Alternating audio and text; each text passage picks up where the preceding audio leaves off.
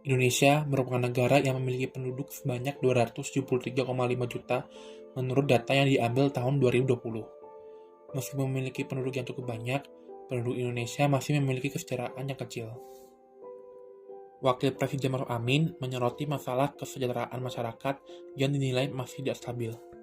Disebutkan, berdasarkan data Survei Sosial Ekonomi Nasional oleh Badan Pusat Statistik pada 2019, Wapres menyebutkan hanya 21,9% penduduk Indonesia merayakan kesejahteraan ekonomi, yang berarti masih ada masalah dalam kesejahteraan masyarakat dan bisa dikatakan bahwa penduduk Indonesia hanya sedikit yang memiliki kesejahteraan yang bagus dalam hal ekonomi.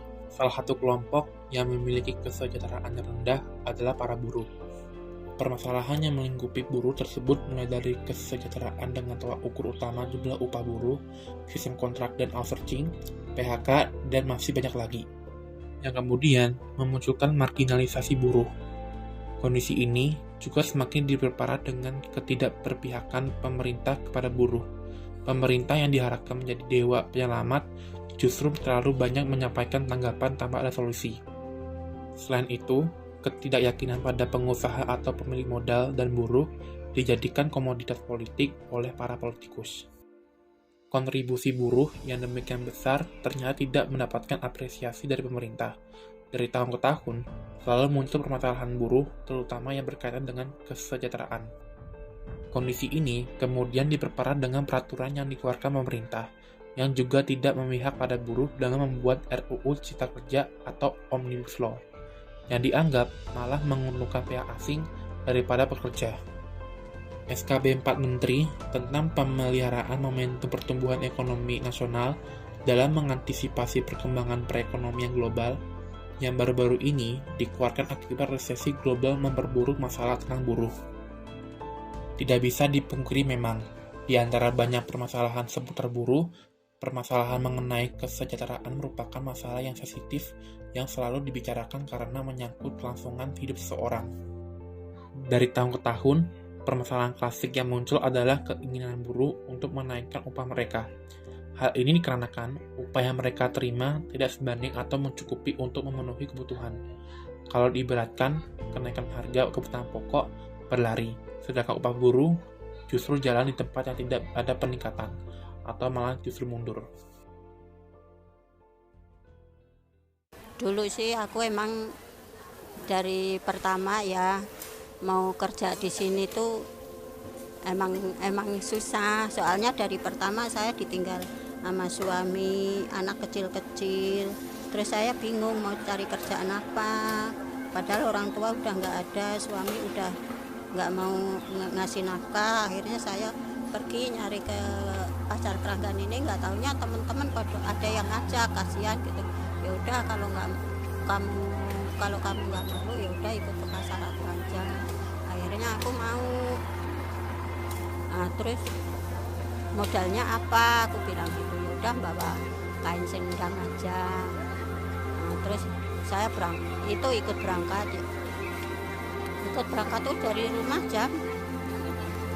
kan saya waktu itu masih pakai sepeda ontel, dari rumah jam 2:30, jam 3, terus sampai sini ya jam 4.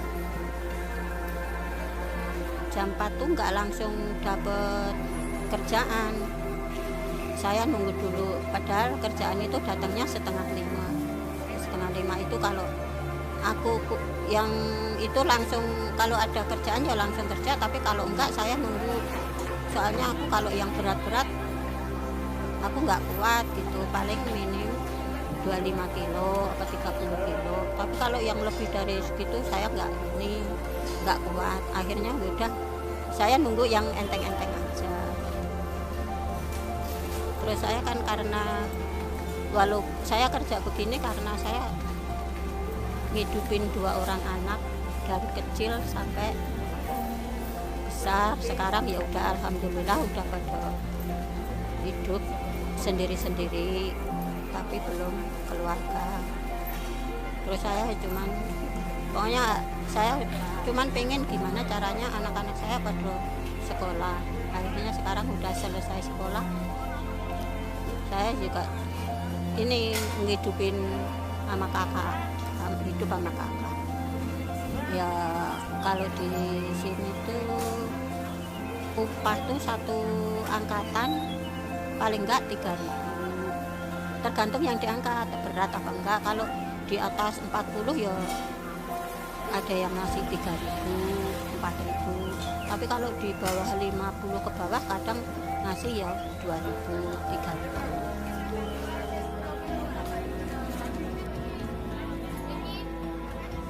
Sakniki niku nggih ke jam dugi mriki jam 2, mangke dugi dalu niku jam 12. Ngoten niku nggih mangke sok angsa 3 nek leres rame nggih mangke 3 gangsal ngoten niku.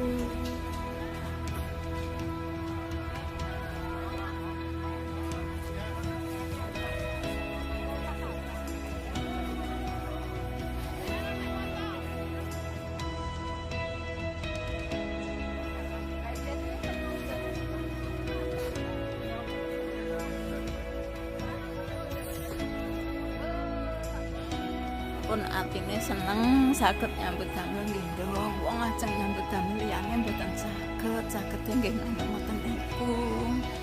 Kula nek mboten gendong nggih sedintene mboten cekap nek mboten gendong. Lah kula nyambut damel gendong niku kula pun remen, alhamdulillah cukup nggih sedintene. Nak mboten gendong nak mboten cukup ning mugi-mugi harapane kula njing anak putu kula saged sak ndhuwure kula mboten mung gendong. Mangke kula lakonane ki mbak sing rekoso.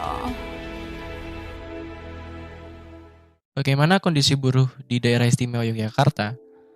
Sejumlah buruh di Daerah Istimewa Yogyakarta atau DIY menggelar unjuk rasa penolakan besaran upah minimum provinsi yang telah ditetapkan UMP DIY 2022, yakni sebesar Rp1.840.000. Dianggap demonstran jauh dari survei kebutuhan hidup layak. Gubernur DIY seharusnya sadar dengan persoalan itu dan segera merevisi UMP 2022 yang sudah ditentukan. Sekjen Konfederasi Serikat Pekerja Seluruh Indonesia, Daerah Istimewa Yogyakarta, Irsad Ade Irwan, mengatakan UMP di DIY dari tahun ke tahun masih menjadi yang terendah di Indonesia, sehingga perlu kenaikan yang signifikan untuk mencapai KHL. Kenaikan besaran upah sesuai KHL juga dapat membantu buruh di masa pandemi COVID-19. Sejumlah buruh ini turut membawa manekin yang juga digantung sebagai simbol jeleknya pemerintah dalam membuat kebijakan. Irsad mencontohkan beberapa kebijakan yang tidak sesuai dengan harapan buruh, seperti pada Peraturan Pemerintah Nomor 78 Tahun 2015 dan Peraturan Pemerintah Nomor 36 Tahun 2021. Kedua aturan itu disebut yang dinilai tidak memihak buruh. Sebelumnya, Gubernur Daerah Istimewa Yogyakarta, Sri Sultan Hamengkubuwono ke-10, mengumumkan upah minimum provinsi 2022 naik sebesar 4,30%. Besaran kenaikan ini diputuskan setelah mempertimbangkan pertumbuhan ekonomi, inflasi, rata-rata konsumsi per kapita, banyaknya anggota rumah tangga yang bekerja, dan banyaknya anggota rumah tangga. Pertimbangan itu didasari Undang-Undang Nomor 11 Tahun 2020 tentang Cipta Kerja, Peraturan Pemerintah Nomor 36 tentang Pengupahan, dan Surat Menteri Ketenagakerjaan tentang penyampaian data perekonomian dan ketenagakerjaan dalam penetapan upah minimum tahun 2022. Ya 5 juta pun belum layak ya. Kalau butuhnya 10 juta gitu. Tapi bagaimana kita akan bisa menaikkan? Kalau dari SPSI dan sebagainya juga itu kan tergantung negosiasinya dengan Apindo. Ya kan, Apindo itu maunya kan serendah mungkin. Kalau para karyawan maunya setinggi mungkin, kan gitu. Ya. Sedangkan pemerintah daerah dalam pengupahan itu kan hanya memfasilitasi. Ya, kesepakatan itu yang terjadi seperti apa gitu. Nah, kalau sekarang 3 juta lebih, saya kira suruh negosiasi sendiri sama Apindo, coba bisa enggak gitu. Sedangkan faktanya kita memutuskan biarpun 1,8 itu kan bagi pekerja yang baru, bukan seluruh pekerja. Pekerja yang baru yang belum punya masa kerja sampai 1 tahun, kan hanya itu yang kita fasilitasi. Perlawanan terhadap rancangan Undang-Undang Cipta Kerja masih terjadi dari kalangan buruh. Salah satu yang paling mencuat adalah soal PHK dan kekhawatiran tak dapat pesangon. Isu pesangon hanya satu dari 7 isu yang menjadi perhatian buruh. Mereka berencana menggelar mogok massal selama 3 hari sebagai protes dari Omnibus Law. Majelis Pekerja Buruh Indonesia menilai kaum buruh yang sejahtera dan terpenuhinya hak-hak para pekerja menjadi salah satu persyaratan terciptanya keamanan dan ketertiban masyarakat agar percepatan pemulihan ekonomi nasional dapat berjalan dengan lancar dan bangsa Indonesia bisa segera bangkit dari keterpurukan di segala sektor akibat pandemi. Aksi demonstrasi terjadi di berbagai daerah di Indonesia, menyusul semakin menguatnya penolakan publik terhadap Undang-Undang Cipta Kerja.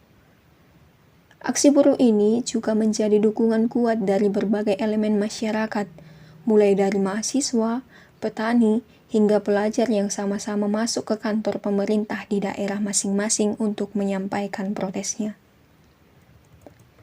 Dengan menguatnya gerakan menolak Undang-Undang Cipta Kerja, itu pun menjadi peringatan bagi pemerintah dalam menentukan arah aturan sapu jagat tersebut. Mahmud mengklaim Undang-Undang Cipta Kerja muncul berkat adanya keluhan masyarakat yang merasa mengalami kesulitan dalam membuka izin untuk berusaha. Atas dasar itu, pemerintah kemudian menggulirkan rancangan Undang-Undang Cipta Kerja dalam rangka menjalankan tugas untuk membangun fondasi kesejahteraan masyarakat.